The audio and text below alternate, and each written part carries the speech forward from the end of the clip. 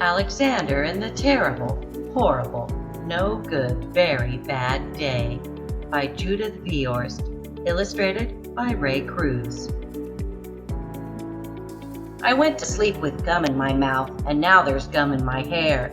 And when I got out of bed this morning, I tripped on the skateboard, and by mistake I dropped my sweater in the sink while the water was running, and I could tell it was going to be a terrible, horrible, no good, very bad day.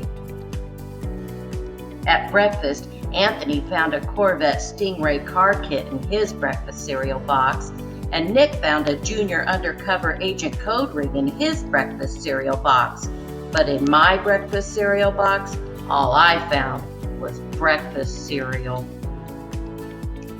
I think I'll move to Australia. In the carpool, Mrs. Gibson let Becky have a seat by the window. Audrey and Elliot got seats by the window too. I said I was being scrunched. I said I was being smushed. I said, if I don't get a seat by the window, I'm gonna be car sick. No one even answered. I could tell it was going to be a terrible, horrible, no good, very bad day. At school, Mrs. Dickens liked Paul's picture of the sailboat better than my picture of the invisible castle. At singing time, she said I sang too loud. At counting time, she said I left out 16. Who needs 16? I could tell it was going to be a terrible, horrible, no good, very bad day. I could tell because Paul said I wasn't his best friend anymore. He said that Philip Parker was his best friend, and that Albert Moya was his next best friend, and that I was only his third best friend.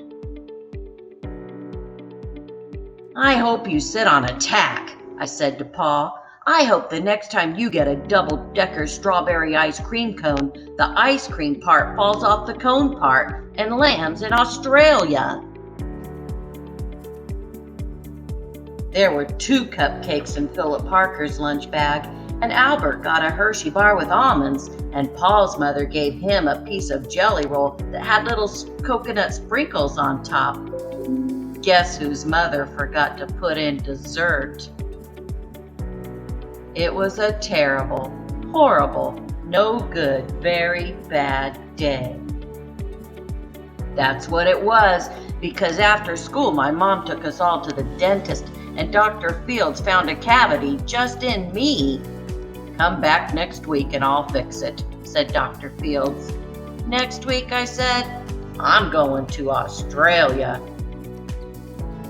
On the way downstairs, the elevator door closed on my foot, and while we were waiting for my mom to go get the car, Anthony made me fall where it was muddy. And then, when I started crying because of the mud, Nick said I was a crybaby. And while I was punching Nick for saying crybaby, my mom came back with the car and scolded me for being muddy and fighting. I am having a terrible, horrible, no good, very bad day, I told everybody. No one even answered. So then we went to the shoe store to buy some sneakers. Anthony chose white ones with blue stripes. Nick chose red ones with white stripes. I chose blue ones with red stripes. But then the shoe man said, we're all sold out. They made me buy plain old white ones, but they can't make me wear them.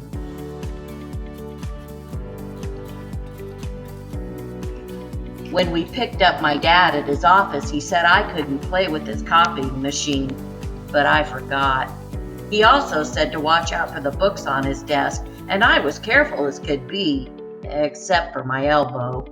He also said don't fool around with his phone, but I think I called Australia.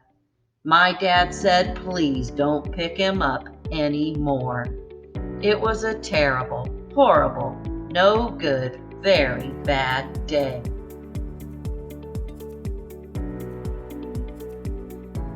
There were lima beans for dinner. Ugh, I hate lima beans.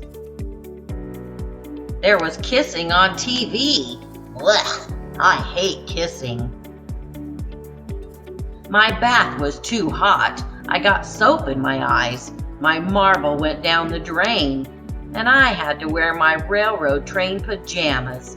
I hate my railroad train pajamas.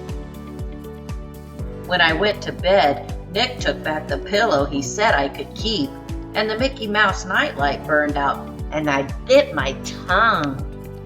The cat wants to sleep with Anthony, not with me. It has been a terrible, horrible, no good, very bad day.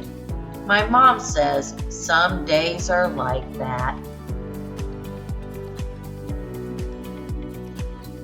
Even in Australia.